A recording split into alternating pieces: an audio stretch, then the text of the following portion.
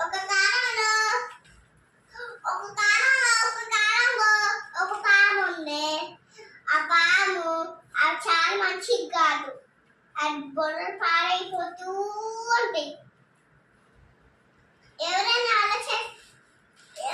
జంతువులు కనిపిస్తే వాడిని గీరేసి తినేసిద్ది. అప్పుడు మీరు ఏం చేస్తారు? కొరుకుతే నేను నొప్పి వచ్చింది, ఫీవర్ వచ్చిందిగా